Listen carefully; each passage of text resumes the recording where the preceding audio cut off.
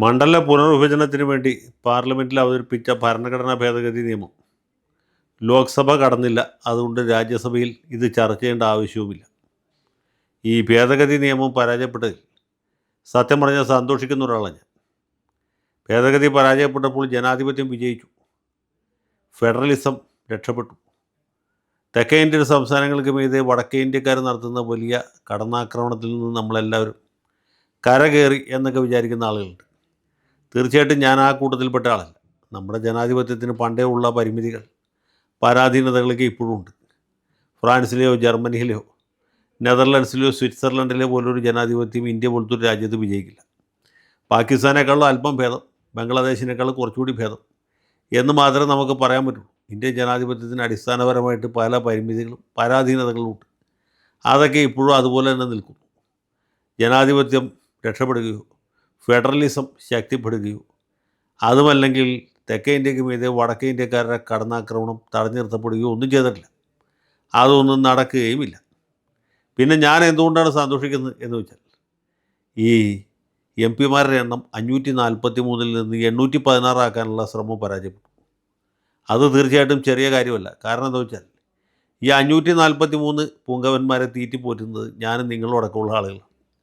നമ്മുടെ നികുതി പണം കൊണ്ടാണ് ഇവന്മാരൊക്കെ ഞെളിഞ്ഞ് നെഞ്ചു വിരിച്ച് നടക്കുന്നത്. നമ്മുടെ പേര് പറഞ്ഞാണ് ഇവർ ജനങ്ങളെ പറ്റിക്കുന്നത്. ഇപ്പോൾ 543 പേരുടെ പറ്റിപ്പ് സഹിച്ചാൽ മതിയല്ലോ.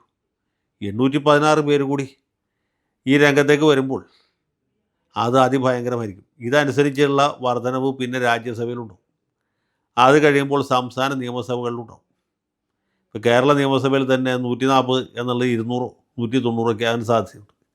അങ്ങനൊരു വലിയ അപകടത്തിൽ നിന്ന് നമ്മൾ തൽക്കാലം കരകയറിയിരിക്കുകയാണ്. തൽക്കാലം എന്നുള്ള അടിവരയിട്ട് പറയുകയാണ്. എന്ത് തന്നെ സംഭവിച്ചാലും വനിതാ സംവരണം നടപ്പാക്കും എന്ന് നരേന്ദ്രമോദിയും അമിത്ഷായും പ്രത്യേകം പറഞ്ഞിട്ടുണ്ട്. പിന്നെ ഇത് നടപ്പാക്കിയേ തീരൂ, നടപ്പാക്കിയില്ലെങ്കിൽ ഞങ്ങൾ കുത്തിച്ചത്തുകളയും എന്ന് ശ്രീമതി പ്രിയങ്ക ഗാന്ധിയും പറഞ്ഞിട്ടുണ്ട്. ഇവരെല്ലാവരും വനിതകളെ ഉടലോടെ സ്വർഗത്തിൽ കൊണ്ടുപോകാൻ തയ്യാറായിട്ട് നിൽക്കുകയാണ്. ഇനി വനിതാ സംവരണം നടപ്പാക്കാത്തത് കൊണ്ട് ഇന്ത്യൻ ജനാധിപത്യത്തിന് എന്തെങ്കിലും തകരാറ് സംഭവിച്ചു എന്ന് നിങ്ങൾക്ക് തോന്നുന്നുണ്ടോ?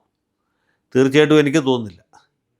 ഈ ജവഹർലാൽ നെഹ്റുവും ഡോക്ടർ അംബേദ്കർ കൂടി ഉണ്ടാക്കിയ ഇന്ത്യൻ ഭരണഘടനയിൽ അങ്ങനൊരു വ്യവസ്ഥയില്ല. ഭരണഘടനാ നിർമ്മാതാക്കൾക്ക് വനിതാ സംവരണം അനിവാര്യമാണ് എന്ന് തോന്നിയില്ല. അവർ വിചാരിച്ചത് കഴിവും പ്രാപ്തിയുമുള്ള വനിതകൾ ഉണ്ടായി വരുമ്പോൾ അവർക്ക് തീർച്ചയായിട്ടും അവസരം കിട്ടും, അവർ പാർലമെൻറ്റ് അംഗങ്ങളാവും, മന്ത്രിമാരാകും എന്നൊക്കെയാണ്. അങ്ങനെയുള്ള കുറച്ച് വനിതകൾക്കൊക്കെ അവസരം കിട്ടിയിട്ടുണ്ട്. ഇനി ഇല്ലാത്ത വനിതകൾ അവർ അവസരം ഉണ്ടാക്കി രാഷ്ട്രീയത്തിൽ വരട്ടെ, വിജയിക്കട്ടെ. വനിതാ സംവരണം ഇല്ലാത്തതുകൊണ്ട് പാർലമെൻറ്റ് പാസ്സാക്കിയ ഏതെങ്കിലും ഒരു നിയമത്തിന് എന്തെങ്കിലും അപാകത ഉള്ളതായിട്ട് ഇത്തരം കാലത്തിനിടയ്ക്ക് എനിക്ക് തോന്നിയിട്ടില്ല. ഇനി വനിതാ സംവരണം നടപ്പാക്കിയതുകൊണ്ട് ഇന്ത്യൻ പാർലമെൻറ്റിന് എന്തെങ്കിലും ഒരു പ്രൗഢിയോ ഗരിമയോ അവരുണ്ടാക്കുന്ന നിയമത്തിന് എന്തെങ്കിലും ഒരു പ്രാമുഖ്യമോ പണ്ടില്ലാതിരുന്ന എന്തെങ്കിലും മേന്മയോ ഉണ്ടാകും എന്നും എനിക്ക് വിശ്വാസമില്ല. അതുകൊണ്ട് പാർലമെൻറ്ററി ജനാധിപത്യത്തിൽ വനിതാ സംവരണം അത്ര അനിവാര്യമായിട്ടുള്ള നിർബന്ധമായിട്ടുള്ള കാര്യമേ അല്ല. ഈ വനിതകൾ പാർലമെൻറ്റിൽ പങ്കെടുക്കരുതെന്നല്ല പറഞ്ഞത്, കൂടുതൽ വനിതകൾക്ക് അവസരം കൊടുക്കുന്നതുമല്ല പറയുന്നത്. 1/3 ഭാഗം സീറ്റുകൾ സ്ത്രീകൾക്ക് സംവരണം ചെയ്യണം എന്നൊക്കെ പറയുന്നത് പരമ അസംബന്ധമാണ്, മൗഢ്യമാണ്. അതിനുവേണ്ടി എം പിമാരുടെ എണ്ണം വർദ്ധിപ്പിക്കണം എന്ന് പറഞ്ഞാൽ അതിനേക്കാളും വലിയ ഗുണ്ടായുസമാണ്. നമ്മുടെ പൊതു ഖജനാവിൽ നിന്ന് പണമെടുത്ത് ഇതുപോലുള്ള കുറേ ആളുകൾക്ക് വിതരണം ചെയ്യാനുള്ള ഒരു ട്രിക്കിൻ്റെ ഭാഗമാണ്.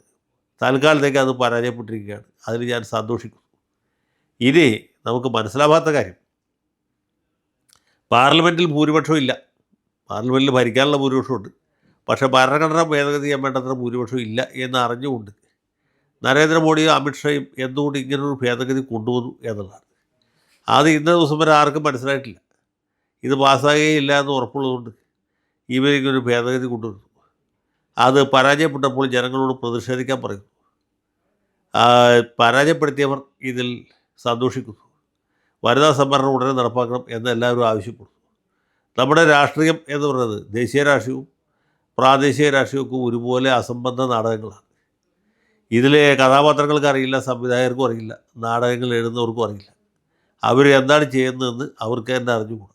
അവരെന്താണ് പറയുന്നതെന്ന് അവർക്ക് അറിഞ്ഞുകൂടാ. അവർ വോട്ട് ചെയ്യുമ്പോൾ എന്താണ് അവരുടെ മുൻഗണന എന്ന് അവർക്ക് മനസ്സിലായിട്ടില്ല. ഏതായാലും ഇതുപോലെയുള്ള അസംബന്ധ നാടകങ്ങൾ കാണാനായിട്ട് നമ്മൾ ഇന്ത്യക്കാർക്ക് ഇനിയും അവസരങ്ങളുണ്ടാവും എന്ന കാര്യത്തിൽ യാതൊരു സംശയവും വേണ്ട. ഇത് വനിതാ സംവരണം നടപ്പാക്കാൻ വേണ്ടിയിട്ടായിരുന്നില്ല, മറ്റെന്തൊക്കെയോ ഉദ്ദേശിച്ചുകൊണ്ടാണ് ഇങ്ങനൊരു ബില്ല് അവതരിപ്പിച്ചത്. ഏതായാലും ബില്ല് കടന്നില്ല. അതുകൊണ്ട് രാജ്യസഭാംഗങ്ങളെ വിളിച്ചു വരുത്തി ബുദ്ധിമുട്ടിക്കുന്ന ഉത്തരവാദിത്തത്തിൽ നിന്ന് രക്ഷപ്പെട്ടു. അവരുടെ ഡി എ കൂടി നമ്മുടെ ഖജനാവിൽ നിന്ന് നമ്മൾ കൊടുക്കേണ്ടി വന്നില്ല എന്ന സമാധാനമാണ് നമുക്കിപ്പോൾ ആകെ ബാക്കിയുള്ളത്. ഏതായാലും ഈ ഭേദഗതി നിയമം പരാജയപ്പെട്ട എല്ലാ സന്തോഷം ഒരിക്കൽ കൂടി രേഖപ്പെടുത്തിക്കൊണ്ട് എൻ്റെ വാക്കുകൾ അവസാനിപ്പിക്കുന്നു. ജയ് ഹിന്ദ്.